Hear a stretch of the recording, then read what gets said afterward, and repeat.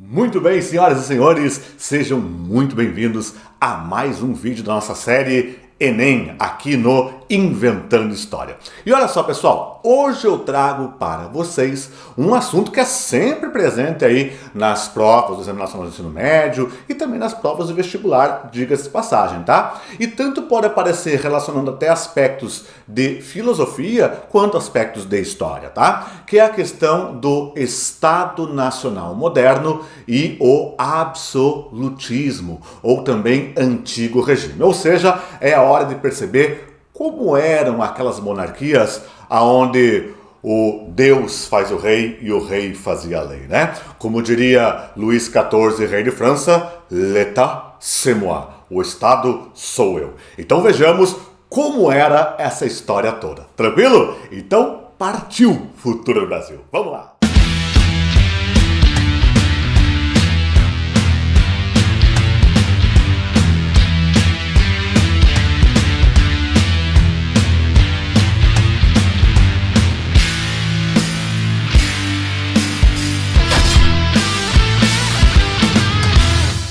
Muito bem, então pessoal, vamos à nossa aula, nossa revisão de hoje aí com o tema Estado Moderno e o Absolutismo, chamado Antigo Regime. E olha só, pessoal, quando nós pensamos, ok, dentro da posição do Estado em relação ao poder, vale aí a gente fazer um contraponto entre o Estado medieval, aquele feudal lá da Europa Ocidental, e o Estado moderno. Percebamos, lá na Idade Média Ocidental, no feudalismo, o poder ele era muito mais descentralizado entre os senhores feudais, ok? Porém, pessoal, vamos lembrar que o feudalismo passa por aquela crise do século XIV na Baixa Idade Média, que é guerra, peste e fome. E com isso os feudos perdem poder. Mas lembra que naquele momento existiam já reis na Europa, só que esses reis não eram aqueles reis todo poderosos ainda. O rei também era um senhor feudal. Como esse rei era um senhor feudal, mas como sendo rei, ele tinha as melhores e maiores terras, então ele tinha, vamos dizer assim, mais segurança. E à medida em que os outros feudos foram enfraquecendo, então a ordem feudal foi enfraquecendo, esse poder não desapareceu. Esse poder, aos poucos, foi confluindo para quem? Para a cabeça coroada de um rei.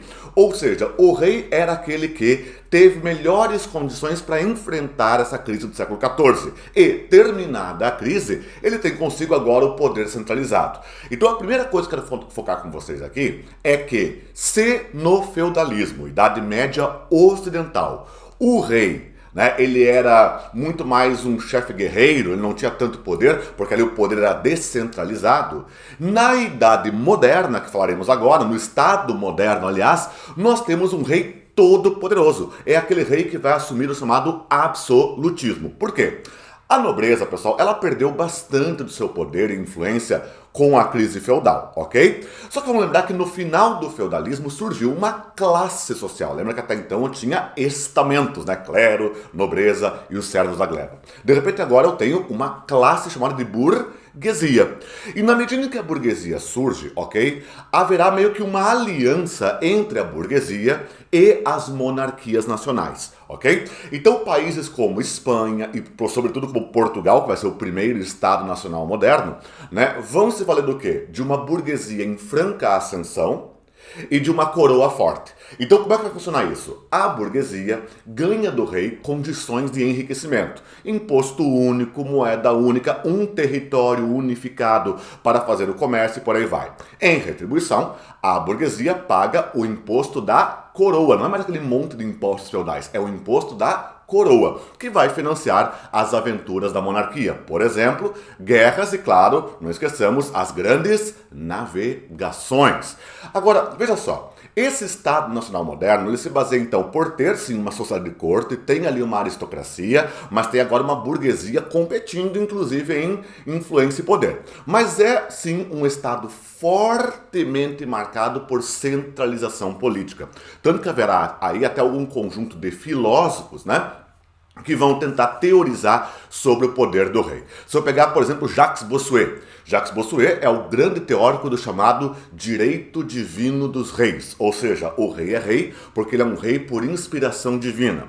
Se eu pegar, por exemplo, Jean Bodin, para o Jean Bodin, o rei é um pater patriae, ele é o pai da pátria. Se eu pegar Niccolo Maquiavelli, nosso Nicolau Maquiavel, o rei está acima do bem e acima do mal, é o príncipe. Ou seja, o rei faz tudo aquilo que for necessário para a conservação do seu poder e para a conservação do reino, porque os fins justificam os meios. Se eu pegar, por exemplo, Thomas Hobbes, né, na ótica de que o homem é o lobo do homem, a única solução para evitar a autoaniquilação desses lobos todos é o quê? É a criação de um Leviatã, um Estado todo poderoso, né, que vai impor o seu domínio, vai impor a sua ordem, vai impor o seu Estado civil através da força.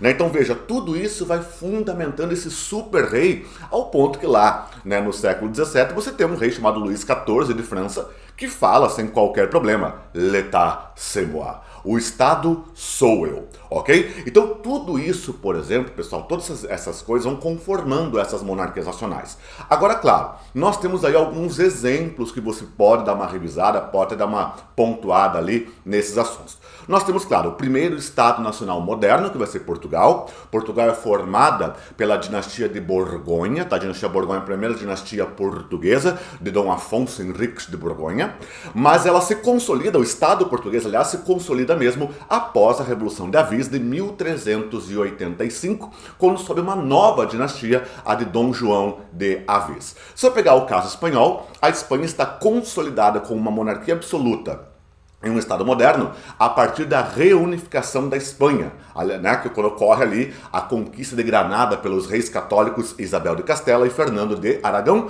no dia 2 de janeiro de 1492. Depois nós podemos pegar, por exemplo, o caso da Inglaterra. Inglaterra essa que constitui a sua monarquia nacional centralizada a partir da dinastia Tudor, ok? De Henrique Tudor, Henrique VII Tudor. Depois temos Henrique VIII, temos a Maria, temos a grande Elizabeth I, a Rainha Virgem, filha do Henrique VIII. Isso vai formar então o grosso do absolutismo britânico. Absolutismo esse que só vai ser contestado de fato e só vai ser desmontado lá no século XVII com as chamadas revoluções inglesas, ok? Que vai terminar lá com a Revolução Gloriosa de 1689.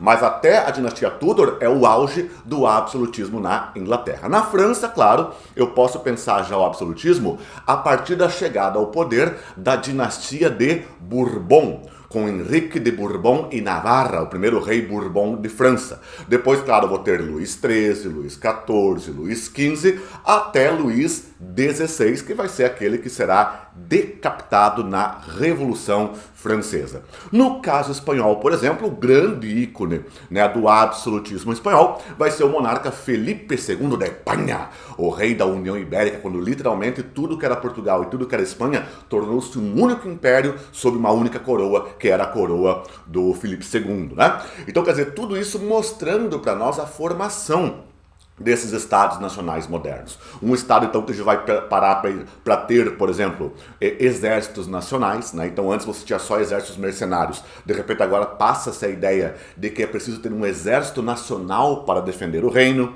né? Você tem, então, essa burguesia em ascensão financiando o rei, por sua vez, o rei garantindo as condições de enriquecimento a essa burguesia.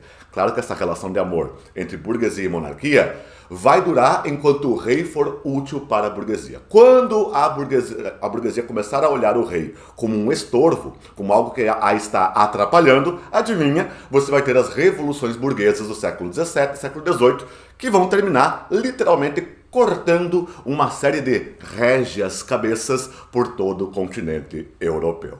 Beleza? Gostou dessa revisada? Muito bem, então ó, curta esse vídeo, se inscreve no canal, ativa o sininho e claro, compartilha essa informação. Não guarda o conhecimento só para você.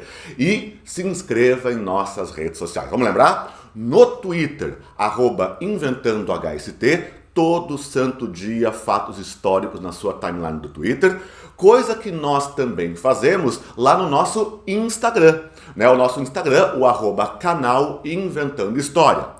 E claro, nós temos a nossa rede mais antiga, já temos há um bom tempo essa rede, né, aí circulando, que é a do Facebook, que é o /Inventando História. Beleza? Queridos, um fortíssimo abraço, que a força esteja com vocês e até a próxima. Tchau, tchau!